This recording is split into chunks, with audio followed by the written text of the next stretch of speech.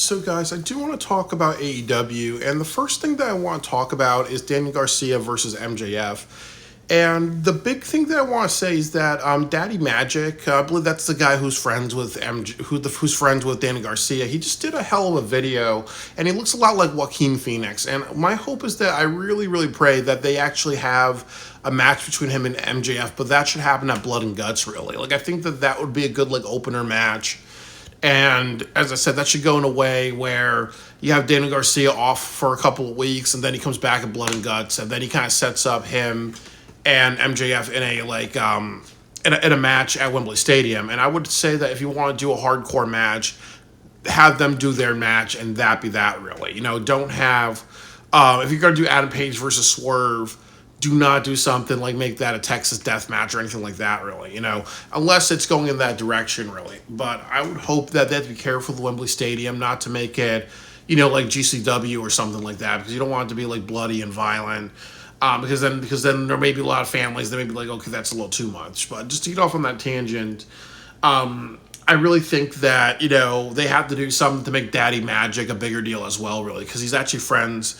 And the whole point of AEW is build new stars. And that's why I think that's really important. If you see Daddy Magic be so emotional, you have to have MJF capitalize off of that. And then the next thing is that, obviously, with Daniel Garcia, there's a couple of things that really need to happen. That obviously, Will Ospreay is pissed off with MJF, so you may even do a match where MJF and Will Ospreay actually are fighting, and then Daniel Garcia comes in, and then he hits MJF with a crutch or whatever, and he costs him the match, really. So then you kind of tease MJF versus Ospreay Part 2, and you do a bit of a teaser or something like that, or you have Ospreay go down to the ring, he's waiting for MJF, and then he's pointing at the camera, and he's smiling, and then MJF's not there, and then you see him get beat down by Daniel Garcia and Daddy Magic or something like that, and be like, okay, and then they're like, okay, it's the power of friendship. You see how the two of us are kicking your ass, MJF, just because you deserve.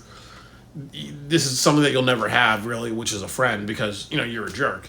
So there's different storylines you can do to tie in Will Ospreay and Daddy Magic and Daniel Garcia, and that's important because stories leading to matches makes the matches better, not situations where matches are being thrown together like you're playing Marvel versus Capcom. But the other big thing is, and the most important thing is what does this do for AEW? That you make a new star in Daniel Garcia, but also you have to ride that momentum. Learn from what you did with Darby Allin. Darby Allin was super hot after Sting retired, really. So what are you going to do with Daniel Garcia? Are you going to have him beat MJF, and then you're going to be like, okay, maybe he should be Daniel Garcia versus Swerve Strickland at All Out, really. Or if you want to do maybe that on a television show, just give him another AEW championship shot. Or you can even do something say that he goes after Will Ospreay again, or maybe he goes after Okada, or maybe him and MJF kind of realize that, maybe MJF was testing him and says, I wanted to take everything away from you. I wanted to bring out the best in you. And then they buy that, and then they just go sit down and have a couple of beers, and then they become a tag team, Garcia and MJF.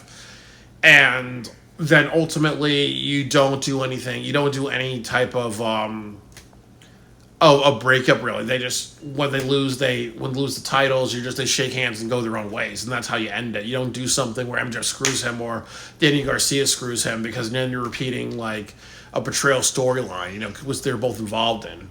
So, it will make Daniel Garcia a bigger star. And I've actually kind of said this, that I like Daniel Garcia. I think that, as I said, with that dance move that he does, he has to do that in matches when it works. So obviously, if he has someone in the corner like MJF and he does that, put his crotch in his face. If that's funny, really.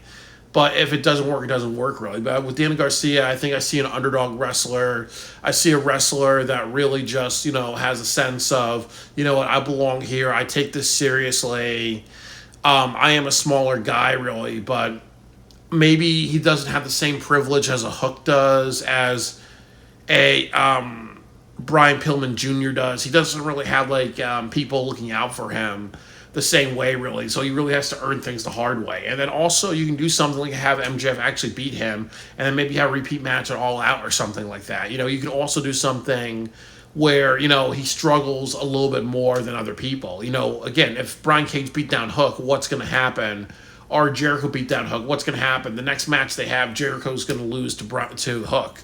But if it was Daniel Garcia, they would easily do something where Daniel Garcia may not have that same advantage, really, because he's not, he's not Taz's seed or whatever, really, So you can kind of create a new star in Daniel Garcia, but also you can kind of create maybe the right star where it's not, okay, he's not one of Tony's favorites, or he kind of like struggles a little bit before he wins an obstacle. And I think that maybe that's what wrestlers can get out of Daniel Garcia, because you don't really have a lot of those wrestlers in AEW. You kind of have one of those where, they're going to win, they're going to get their comeuppance, really. But you also have to kind of like pick when that happens. Like, for example, with Willow Nightingale, I really appreciate that you didn't have that probably is going to be Willow Nightingale versus Tony Storm. That's what they need to do, really.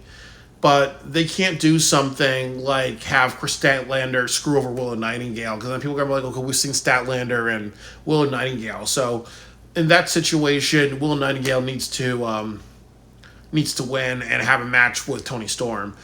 But in a situation like Daniel Garcia, I can see him having multiple matches with MJF and be like, okay, it's not over until it's over, because that's going to help him become a bigger deal. Or what would happen if maybe Daniel Garcia wins, and then what happens is that, you actually have him get attacked by Adam Page, and then backstage segment, MJF pays Adam Page's drinking bill or whatever, really, and then you kind of tie that in, really. Like there's so much that you can do with Daniel Garcia. There's so much more you can do with him being a big star. There's so much things you can tell him about you tell that story about being that underdog or that rookie type of wrestler that never really gives up, but he kind of struggles a little bit. He doesn't win all the time, but he actually will eventually win, and then eventually maybe one day you can be the AEW champion, because that's also something that you have to get out of this, is actually making wrestlers that deserve titles get titles. You don't do the TNA thing where you have somebody like Christopher Daniels and you go on a long time and you never have him be the TNA champion. You got to make him a star, really. But I think there's a lot of things you can do with Daniel Garcia. I think he has a lot of potential. He really, really cares. He really gives a shit. He can be the first really wrestler that you have that kind of struggles towards an obstacle, really, or that when there's a big match, he doesn't always win, but that leads to other matches or a match series, and then he actually wins those.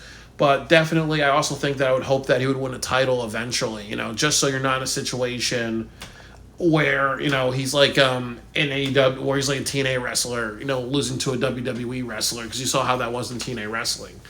But I think there's a lot of potential in him. I think this will be a great feud to take it to the next level. I think there's a lot of great ideas that can come out of this. But I think that him being this rookie underdog that has to overcome obstacles, I think that that's going to be the best thing, and that's the best thing to get out of it.